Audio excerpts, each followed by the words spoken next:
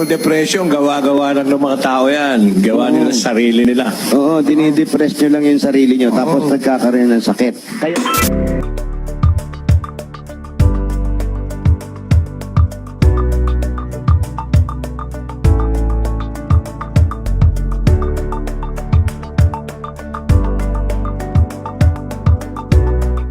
Magandang araw sa ating lahat.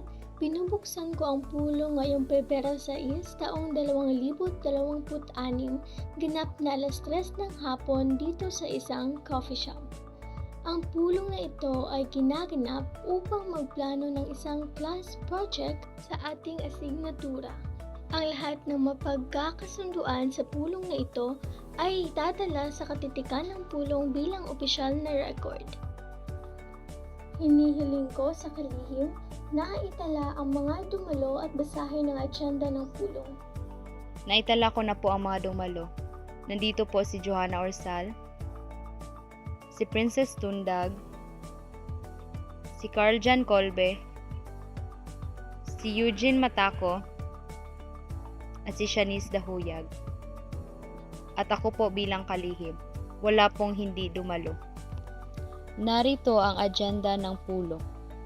Pagpaplano ng isang class project para sa asignatura, pagpili ng uri ng class project, pagtatalaga ng mga gawain at pagtatakda ng schedule at target na petsa ng pagpasa. Salamat, dumako na tayo sa unang agenda, ang pagpaplano ng class project. Bukas, ang pulong para sa mga mungkahi kung anong uri ng proyekto ang maaari nating gawin. Maaari po tayo gumawa ng educational project sa kapwa mag-aaral at may kaugnay sa mga isyong nararanasan nila sa kasalukuyan. Sangayon po ako, maaari rin po itong maging video-based project upang mas madaling maipakita at manawaan ang mensahe. Kung video po ang gagawin, mas maganda kung may makabuluhang paksa na may positibong epekto sa mental at emosyonal na kalagayan ng mag-aaral. Minumungkahi ko po na pag-usapan natin ang Mental Health Awareness Campaign, kung saan gagawa tayo ng isang video presentation na nagbibigay kalaman tungkol sa mental health. May mga mungkahi na ang class project ay isang mental health awareness campaign na isasagawa sa pamamagitan ng video presentation. May nais po bang magpahayag ng saloobin tungkol sa mungkahi ito?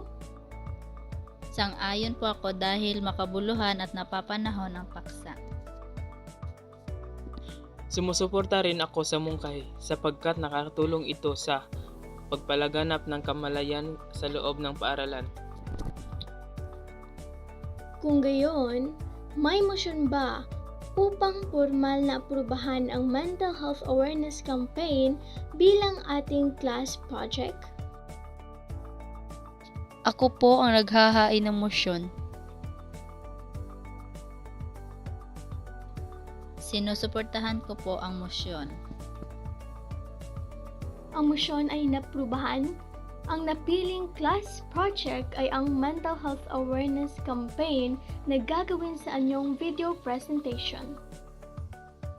Dumako na tayo sa susunod na agenda, ang pagtatalaga ng mga gawain.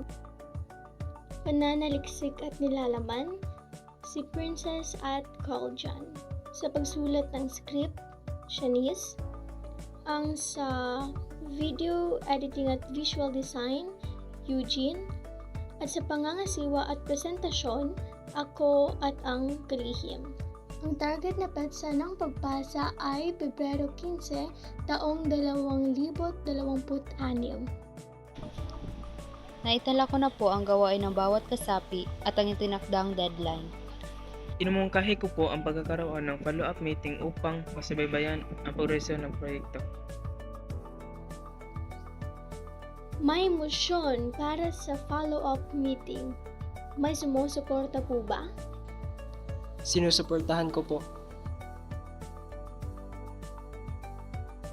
Ang motion ay naprubahan. Magkakaroon tayo ng follow-up meeting sa Pebrero 10, taong 2026. Kung wala na pong iba, Formal ko nang winawakasan ang pulong ngayong alas 4 ng hapon. Maraming salamat sa inyong pakikiisa.